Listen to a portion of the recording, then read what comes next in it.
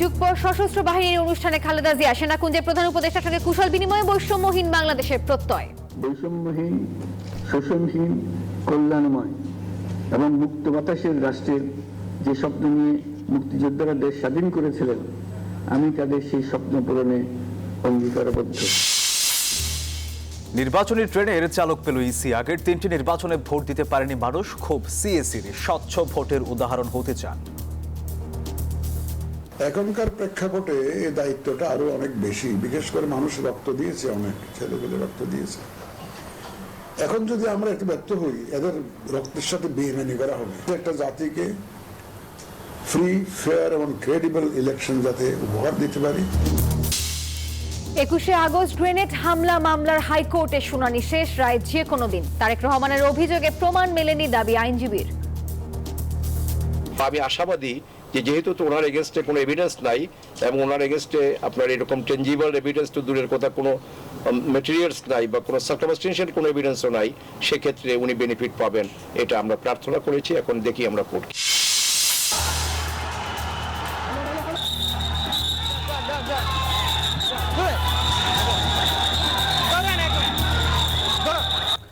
Battery চালিত রিকশা চালকদের বিক্ষোভে স্থবির ঢাকার রাজধানীতে। ধাওয়া খেয়ে ইট পাটকেল নিক্ষেপ, সড়কে অচল অবস্থায় ভোগান্তি। 1 ঘন্টা ধরে এখানে বসে আছি। খুলে যাবো আমার পরীক্ষা।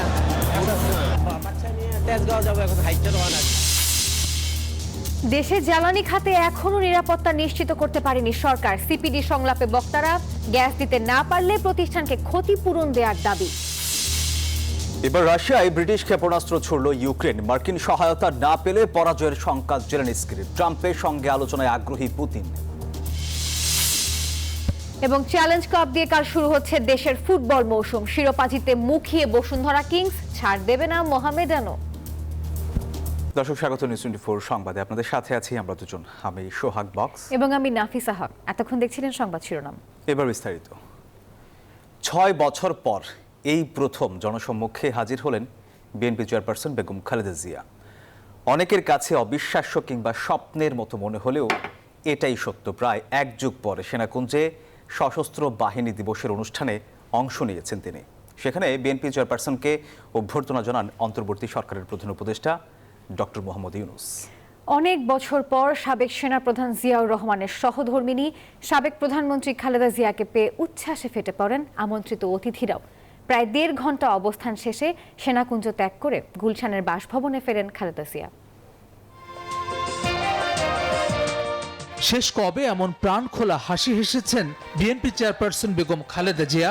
গত কয়েক বছরে কে কবে দেখেছেন খালেদা জিয়ার এমন আত্মবিশ্বাসী অবয়ব?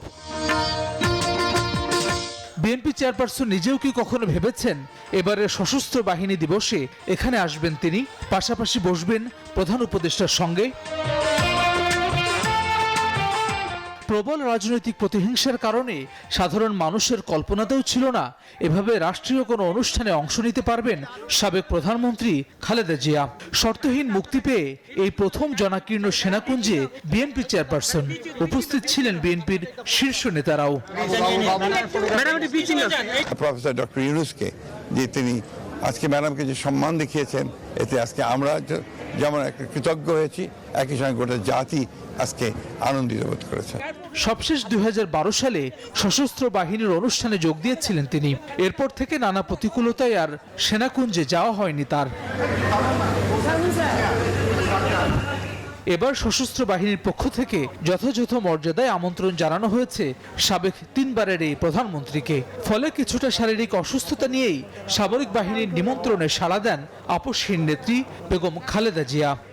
দলের চেয়ারপারসন শুধু না, এই আর্মি পরিবারের উনি একজন সাবেক সদস্য, সেই হিসাবে ওনার যে দায়িত্বশীল আচরণ, এইটাই উনার প্রকাশিত। এটা উৎসব, হ্যাঁ, আর্মির জন্য এটা ডেফিনেটলি একটা উৎসব। এর আগে দুপুর 3:30টার দিকে গুলশানের বাসভবন ফিরোজা থেকে সেনাকুঞ্জের উদ্দেশ্যে রওনা হন বিএনপি চেয়ারপারসন, সঙ্গে শত শত নেতাকর্মী। কারণ শত প্রতিকূলতার মধ্যেও তারা মনে করেন বিএনপি চেয়ারপারসন খালেদা জিয়াই হচ্ছেন জাতীয়তাবাদী শক্তির ঐক্যের প্রতীক। হাসান ওয়ালি, নিউজ 24, ঢাকা। পরিবর্তিত রাজনৈতিক বাস্তবতায় নতুন আঙ্গিকে পালিত হলো এবারের সশস্ত্র বাহিনী দিবস। নানা শ্রেণী পেশার মানুষের স্বতঃস্ফূর্ত অংশগ্রহণ ছিল, উপস্থিত ছিল স্বপ্ন আর সম্ভাবনার নতুন বাংলাদেশ সৃষ্টির কারিগররা। বলা যায় অন্য যে কোনো বছরের তুলনায় কিছুটা অন্যরকম ছিল এই দিনের সেনাকুঞ্জ। তবে সবকিছু ছাপিয়ে অনুষ্ঠানে ভিন্ন মাত্রা যোগ করে বিএনপি চেয়ারপারসন বেগম খালেদা জিয়ার উপস্থিতি। সেখানে অন্তর্বর্তী সরকারের প্রধান উপদেষ্টা ডক্টর মোহাম্মদ ইউনূস বলেন, সব রাষ্ট্রের সঙ্গে বন্ধুত্বের সম্পর্ক রেখে গণতন্ত্রের পথেই বাংলাদেশ। সকাল 8:30টায় ঢাকা সেনানিবাসে শিখা অনির্বাণের বেদিতে পুষ্পস্তবক অর্পণ করে মুক্তিযুদ্ধের শহীদদের প্রতি শ্রদ্ধা নিবেদন করেন অন্তর্বর্তীকালীন সরকারের প্রধান উপদেষ্টা ডক্টর মোহাম্মদ ইউনূস। এ সময় সেনা, নৌ ও বিমান বাহিনীর একটি চৌকস দল প্রধান উপদেষ্টাকে সালাম জানান।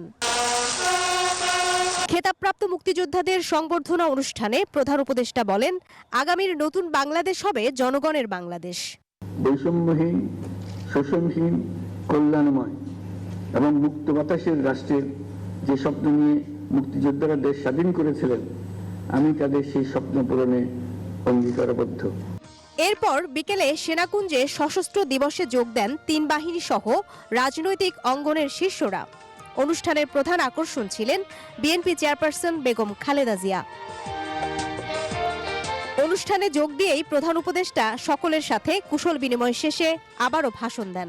যাদের দুঃসাহসিক আত্মত্যাগ ও সাহস দেশ পুনর্গঠনের জন্য একটা নতুন সুযোগ সৃষ্টি করেছে, তাদের এই আত্মত্যাগ জাতি চিরদিন শ্রদ্ধাভরে স্মরণ করবে। আগত অতিথিরা কথা বলেন নির্বাচন ইস্যুতেও। মুক্তিযুদ্ধ থেকে 5 আগস্ট বারবারই বাংলাদেশের জনগণের পাশে দাঁড়িয়েছে। মুক্তিযুদ্ধ থেকে 5 আগস্ট প্রতিবারই বাংলার জনগণের পাশে দাঁড়িয়েছে বাংলাদেশের সশস্ত্র বাহিনী। আগামীতেও বাংলাদেশের সশস্ত্র বাহিনী যেন জনগণের পক্ষেই থাকে, এমনটাই প্রত্যাশা করেছেন আজকের আয়োজনের অতিথিরা। মারুফা রহমান, নিউজ 24, ঢাকা। গত 3টি নির্বাচনে মানুষ ভোট দিতে পারেনি, ভোটের নামে হয়েছে প্রহসন। দর্শক নিয়োগ পেয়ে এমন মন্তব্য করেছেন নতুন সিইসি এএমএম নাসির উদ্দিন। নিউজ 24কে জানান, জনগণ যাতে নির্বিঘ্নে তাদের পছন্দের প্রার্থীকে ভোট দিতে পারে সেই ব্যবস্থা করা হবে। নিত্য নতুন অনেক চ্যালেঞ্জ আসবে, সেসব মোকাবিলা করে কাজ করতে হবে। এ সময় নির্বাচন কমিশন রেফারির ভূমিকায় থাকবে বলেও জানান তিনি। নির্বাচনের ট্রেন যাত্রা শুরু করেছে, এটা আর থামবে না। প্রধান উপদেষ্টার বক্তব্যের 4 দিন পর নির্বাচনী ট্রেনের চালক পেল ইসি। প্রধান নির্বাচন কমিশনার হিসেবে নিয়োগ পেলেন সাবেক সচিব এএমএম নাসির উদ্দিন। তার আগমনের অপেক্ষায় ইসি চত্বর। এএমএম নাসির উদ্দিন 2005 থেকে 2007 সালের 10 অক্টোবর পর্যন্ত তিনি জ্বালানি ও খনিজ সম্পদ মন্ত্রণালয়ের সচিব ছিলেন। পরে স্বাস্থ্য মন্ত্রণালয়ের সচিব হন। 2009 সালের জানুয়ারিতে অবসরে যান নতুন প্রধান নির্বাচন কমিশনার। নিয়োগ পাওয়ার পরপরই তিনি জানান, সুষ্ঠু নির্বাচন দেয়া এখন সবচেয়ে বড় চ্যালেঞ্জ। এখন যদি আমরা একটু ব্যর্থ হই, এদের রক্তের সাথে বেইমানি করা হবে, এদের রক্তের সাথে মুনাফিকি করা হবে। এই মুনাফিকি আমরা করতে পারবো না, এই বেইমানি আমরা করতে পারবো না। এই বয়সে এসে এই বেইমানি করার মতো মন মানসিকতা আমাদের নাই। তখন তাদের যে প্রত্যাশা কড়ায় গন্ডায় বুঝিয়ে দেওয়ার চেষ্টা আমি করব, যাতে একটা জাতিকে ফ্রি, ফেয়ার এবং ক্রেডিবল ইলেকশন যাতে উপহার দিতে পারি, তার সেই লক্ষ্যে আমি আমার সর্বশক্তি দিয়ে আমি চেষ্টা করব। রাজনৈতিক দলের মতের বিরুদ্ধে গিয়ে নির্বাচন দেওয়া সম্ভব নয় বলেও জানান তিনি। সংশ্লিষ্ট সবার সহযোগিতা নিয়ে আমি এই কাজটা করতে চাই।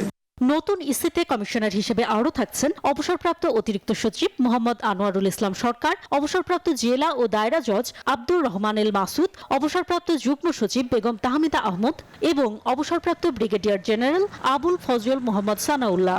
নতুন ইসি নিয়ে আশাবাদী নির্বাচন কমিশন সংস্কার প্রধান বদিউল আলম মজুমদারও। অতীতের নির্বাচন কমিশন যে কলঙ্ক সৃষ্টি করেছে তার অবসান ঘটাবে। একটা সুষ্ঠু নিরপেক্ষ নির্বাচনের মাধ্যমে আমাদের গণতান্ত্রিক ব্যবস্থাকে কার্যকর করবে। নির্বাচনী ট্রেন চলতে শুরু করেছে। জাতীয় নির্বাচন দিয়ে কবে থামে এই ট্রেন, সেটাই এখন দেখার পালা। অন্তরা বিশ্বাস, নিউজ 24, ঢাকা। আলোচিত 21 আগস্ট গ্রেনেড হামলা, এই মামলার ডেথ রেফারেন্স ও জেল আপিলের শুনানি শেষ হয়েছে। বিচারপতি KM আসাদুজ্জামান ও এনায়েত হোসেনের নেতৃত্বাধীন হাইকোর্টের দ্বৈত বেঞ্চ শুনানি শেষে বৃহস্পতিবার মামলাটির রায়ের জন্য অপেক্ষমাণ রাখেন আদালত। এর ফলে দীর্ঘ ২০ বছর পর এই মামলার আপিলের রায় হতে যাচ্ছে। ন্যায় বিচার হলে তারেক রহমান সহ সব আসামি খালাস পাবেন বলে দাবি আইনজীবীর। ঢাকার বঙ্গবন্ধু অ্যাভিনিউয়ে ভয়াবহ সেই গ্রেনেড হামলায় প্রাণ হারান ২৪ জন।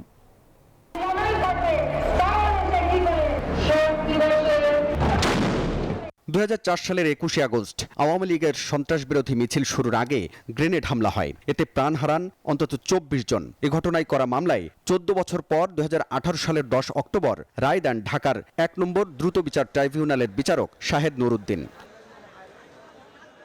রায়ে বিএনপি জামাত জোট সরকারের স্বরাষ্ট্র প্রতিমন্ত্রী লুৎফুজ্জামান বাবর, উপমন্ত্রী আব্দুস সালাম পিন্টু সহ ১৯ জনকে মৃত্যুদণ্ড দেন আদালত। এছাড়া বিএনপি চেয়ারপারসন বেগম খালেদা জিয়ার বড় ছেলে তারেক রহমান, খালেদা জিয়ার রাজনৈতিক সচিব হারিস চৌধুরী সহ ১৯ জনকে দেওয়া হয় যাবজ্জীবন কারাদণ্ড। রায়ের পর ওই বছরই বিচারিক আদালতের রায় সহ মামলা দুটির নথিপত্র হাইকোর্টে আসে, যা সংশ্লিষ্ট শাখায় ডেথ রেফারেন্স মামলা হিসেবে নথিভুক্ত করা হয়। গত মাসে পেপার বুক উপস্থাপনের মধ্য দিয়ে রাষ্ট্রপক্ষ শুনানি শুরুর পর আসামিপক্ষের আইনজীবীরাও যুক্তি উপস্থাপন শুরু করেন। আসামিপক্ষের আইনজীবীর আর্জির পরিপ্রেক্ষিতে শুনানি শুরু হয়। শুনানি শেষে বৃহস্পতিবার এ মামলার আপিলের রায়ের জন্য অপেক্ষমান রেখেছেন হাইকোর্ট। মামলা কোনো আসামির বিরুদ্ধেই প্রমাণ হয় না এবং মামলা যথাযথভাবে তদন্ত হয় নাই। মূল কালপিট যারা তাদেরকে আউট অফ সিন রেখে নির্দোষ মানুষকে চার্জশিট দেওয়া হয়েছে এবং মামলা সাক্ষী প্রমাণ দ্বারা কারো বিরুদ্ধেই প্রমাণ হয় নাই। শুনানিতে আসামিপক্ষের আইনজীবী বলেন, আওয়ামী লীগ ক্ষমতায় আসার পর দ্বিতীয় অভিযোগপত্রে বিএনপির ভারপ্রাপ্ত চেয়ারম্যানের নাম যুক্ত করা হয়। তো সেক্ষেত্রে কারো বিরুদ্ধে যদি প্রমাণ না হয় তাহলে যারা আপিল করতে পারেননি, এবং তারেক রহমান সাহেবের আপিল করতে না পারার পিছনে কারণ হলো his life was in danger. ওনার এগেনস্টে আপনার এরকম টেনজিবল এভিডেন্স তো দূরের কথা, কোনো মেটেরিয়ালস নাই বা কোনো সার্কামস্টেন্সিয়াল কোনো এভিডেন্সও নাই, সেক্ষেত্রে উনি বেনিফিট পাবেন, এটা আমরা প্রার্থনা করেছি। এখন দেখি আমরা কোর্ট কি। মৃত্যুদণ্ড অনুমোদনের জন্য ২০১৮ সালে এটি হাইকোর্টের ডেথ রেফারেন্স মামলা হিসেবে নথিভুক্ত করা হয়। হাবিবুল ইসলাম হাবিব, নিউজ 24, ঢাকা। সড়কে অটোরিকশা চলতে দেওয়ার দাবিতে রাজধানীর রাজপথে বিক্ষোভ করেছেন চালকরা। সড়কের পাশাপাশি রেলপথও অবরোধ করেন তারা। কোনো কোনো জায়গায় হয়েছে বিক্ষিপ্ত সংঘর্ষ, আহত হয়েছেন বেশ কয়েকজন। এ সময় ভাঙচুর চালানো হয়েছে ভবনে, হামলা চালানো হয় নিউজ 24-এর গাড়িতেও।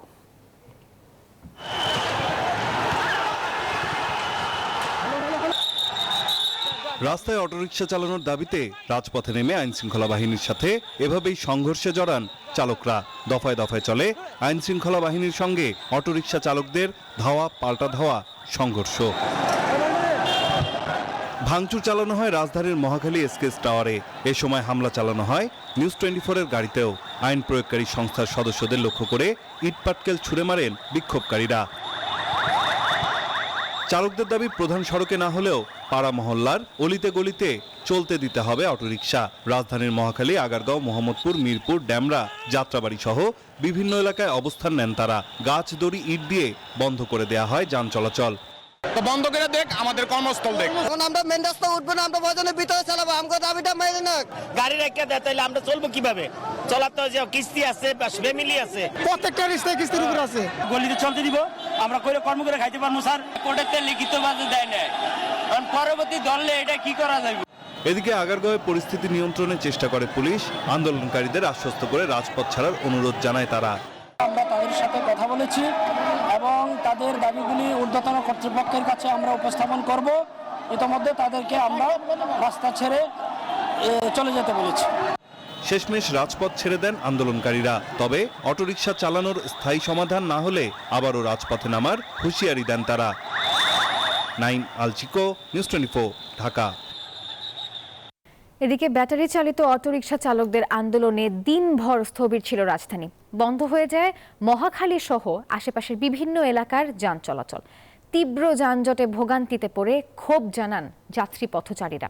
রাস্তা বন্ধ করে আন্দোলন না করার আহ্বান জানান সাধারণ মানুষ। 2 সন্তান ও স্ত্রীকে নিয়ে চিকিৎসার উদ্দেশ্যে বের হন মধ্যবয়সী জাফরুল্লাহ। কিন্তু অটোরিকশা চালকদের অবরোধে বিপাকে পুরো পরিবার। রাজধানীর আগারগাঁও এসে আর চলে না গাড়ি। বাচ্চা নিয়ে তেজগাঁও যাবো, এখন হাইটে রওনা দিছি। যে ভোগান্তি, আসলে এই অটোরিকশাও ভোগান্তি। কি করবে, কোন দিকে কি হবে আমরা বলতে পারি না। সাধারণ মানুষ যারা আছে, শুধু জাফরউল্লাহ নয়, অটোরিকশা চালকদের অবরোধে রাজধানীর বিভিন্ন জায়গায় চরম ভোগান্তিতে যাত্রাপথের যাত্রীরা। রাস্তা বন্ধ করে বিক্ষোভ করায় রাজধানীর বিভিন্ন সড়কে তীব্র যানজট। ঘন্টার পর ঘন্টা বন্ধ থাকে যান চলাচল। তো এখন তো অনেকক্ষণ ধরে মিছিল হইতেছে, আরো কতক্ষণ ধরে হবে ঠিক নাই। মানববন্ধন করতে পারে, আস্তে আস্তে সরকার মানব, সরকার সাথে মোকাবিলা করবে।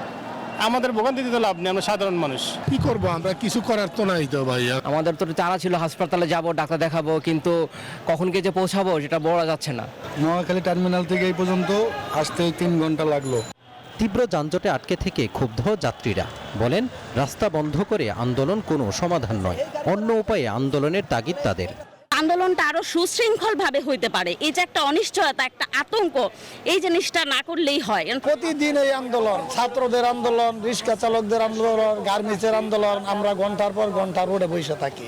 অটোরিকশা চালকদের অবরোধে সড়কের পাশাপাশি রেল চলাচলও ব্যাহত হয়। কমলাপুর সহ বিভিন্ন স্টেশনে চরম দুর্ভোগে রেল যাত্রীরা। আমরা নারী, শিশু, বৃদ্ধ সবাই আসলে খুব কষ্টের মানবতার সময় কাটাচ্ছি। সেই সকাল 8টা বা 9টা থেকে এই দুর্ভোগ আমরা পোয়াচ্ছি। কাজের সমস্যা হচ্ছে এবং বাংলাদেশের লস, আমাদের লস। ভবিষ্যতে এই ধরনের দুর্ভোগ থেকে মুক্তি পেতে বিকল্প উপায় খোঁজার তাগিদ রেলপথের যাত্রীদের। মাজহারুল ইসলাম, নিউজ 24, ঢাকা। নিউজ 24 সংবাদে নিচ্ছে একটা বিরতি। আরো খবর নিয়ে ফিরছি, সঙ্গে থাকুন। দর্শক আবার স্বাগত। দেখছি নিউজ 24 সংবাদ। বৈষম্য বিরোধী ছাত্র আন্দোলনে হাত হারানো 5 জনকে দেয়া হলো দেশীয় প্রযুক্তিতে তৈরি রোবোটিক হাত। বৃহস্পতিবার আইসিটি টাওয়ারে এক অনাড়ম্বর আয়োজনে সংযোজন করা হয় এই রোবোটিক হাতগুলো। অনুষ্ঠানে উপস্থিত আইসিটি সচিব আগামীতে এমন উদ্যোগকে আরও সহযোগিতার আশ্বাস দেন। কৃত্রিম হলেও হাত ফিরে পেয়ে উচ্ছ্বাস জানান বৈষম্য বিরোধী আন্দোলনে আহতরা। তো গুল্লি মারার পর গুল্লি করতেছে, আর ওরা আমরা কি করছি, ছাদ উঠে গেছে একটা, ওখানে উঠি ওরা আমাদেরকে হাত কোবাই ফেল দিয়েছে, আরেকজনকে মারি ফেলছে। আমার হাত একটু বাজি ছিল। নৃশংস বর্বরতার ইতিহাস আছে পৃথিবীর শুরু থেকেই। বাংলাদেশের প্রেক্ষাপটে ভয়াবহ যেসব অমানবিক ঘটনা ঘটেছে তার অন্যতম জুলাই আগস্ট বিপ্লব। বৈষম্য বিরোধী আন্দোলনে পুলিশের পাশবিকতার এমন ঘটনায় জানালেন মোহাম্মদ হুসাইন। স্বৈরাচারের বিভীষিকার স্মারক এই তরুণরা শুধু হাত নয়, সাথে হারিয়েছেন লালিত স্বপ্নও, কাটাচ্ছেন নিদারুণ কষ্টের জীবন, অনিশ্চিত ভবিষ্যৎ। তো সেক্ষেত্রে মানে টুপালিভাবে সুস্থ হয়ে গেলাম, একটা প্ল্যান করে নিব আর কি, যে কিছু একটা করার জন্য বা কিছু একটা মানে করতে পারবো কিনা এরকম একটা প্ল্যান করে নিব। আর অবশ্যই ধন্যবাদ লাবু ভাইকে, যে যারা আমাদের দেশে থেকে আমাদের জনপ্রতিনিধি এরকম কাজ করে যাচ্ছে। মানুষ মানুষের জন্য কথাটির সার্থকতা প্রমাণে এসব অঙ্গ হারানো তরুণদের পাশে এবার রোবো লাইফ টেকনোলজিস।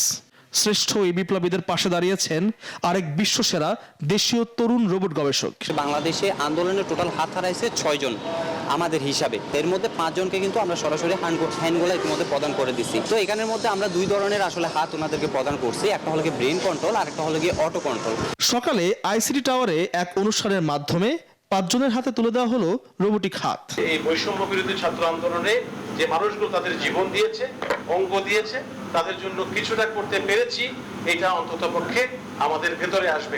জীবন আগের মতো পুরোপুরি স্বাভাবিক হবে না, তবে রোবোটিক হাত অনেকাংশেই এসব তরুণ বীরদের জীবনযাপনে কিছুটা সহযোগিতা করবে, এমনটাই প্রত্যাশা আইসিটি সচিবের।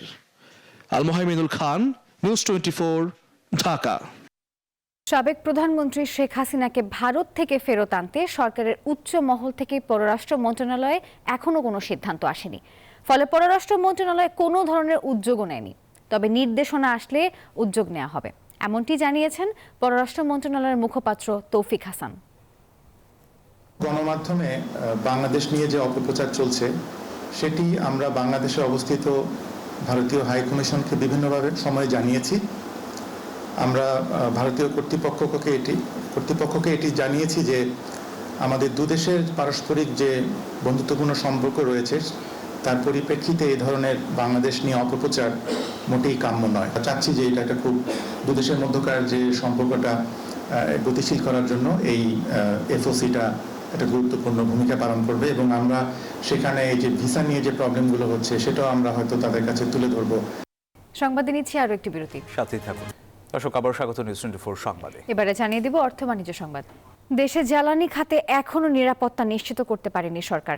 রাজধানীতে সিপিডি আয়োজিত সংলাপে এমন অভিযোগ করেন উদ্যোক্তারা। গ্যাস দিতে না পারলে তিতাস সহ অন্যান্য সরবরাহকারী প্রতিষ্ঠানকে ক্ষতিপূরণ দেওয়ার দাবি জানান তারা। জ্বালানি তেলের দামে পার্থক্য থাকলে তা পাচার হয় বলেও দাবি বক্তাদের।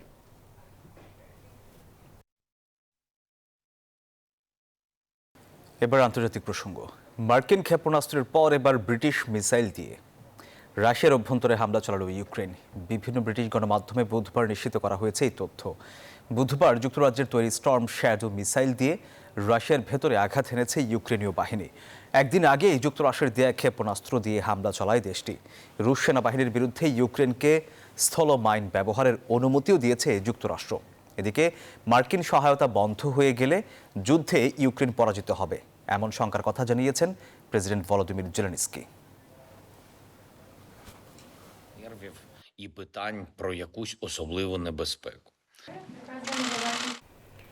ইসরায়েলি প্রধানমন্ত্রী বেনিয়ামিন নেতানিয়াহুর বিরুদ্ধে গ্রেপ্তারি পরোয়ানা জারি করেছে আন্তর্জাতিক অপরাধ আদালত আইসিসি।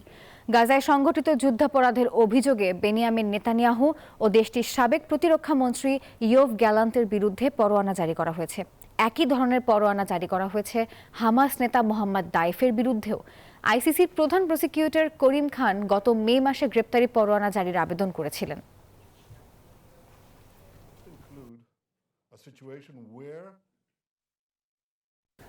দর্শক, সময় হলো আরও একটা বিরতির। খেলার খবর নিয়ে ফিরছি, সঙ্গে থাকুন।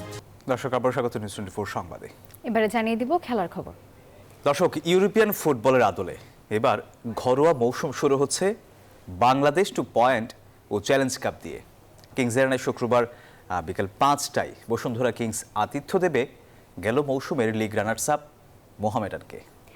কিংসের কোচ ভ্যালেরিও তিতা তিনি বলেছেন, লড়াইটা বেশ কঠিন, তবে দলের ওপর তার আস্থা আছে। নতুন রূপে শুরু ঘরোয়া ফুটবল। জুলাই অগস্ট শহীদদের প্রতি শ্রদ্ধা জানিয়ে চ্যালেঞ্জ কাপের লোগো সহ কিংস অ্যারেনাও সেজেছে নতুন সাজে। গ্যালারির শোভা বাড়িয়েছে আবু সাইদ মুগ্ধর গ্রাফিতি। গেল মৌসুমে সব শিরোপায় জিতেছে বসুন্ধরা কিংস, তবে এবার বিদেশি ও দেশি কিছু খেলোয়াড় না থাকায় কিছুটা চিন্তিত কিংসের কোচ ভ্যালেরিও তিতা, তবে আস্থা রাখছেন খেলোয়াড়দের ওপর। ম্যাচটা আমাদের জন্য খুবই গুরুত্বপূর্ণ। ভুটানের ব্যর্থতা ছেড়ে এবার মৌসুমের শুরুটা ভালো করতে হবে। দলের আগের অনেকেই নেই, যারা আছেন তাদের নিয়ে আত্মবিশ্বাসী। কিংস ডিফেন্ডার সাদও আত্মবিশ্বাসী জয় নিয়ে। ধন্যবাদ ফুটবল ফেডারেশনকে এরকম একটা আয়োজন করার জন্য।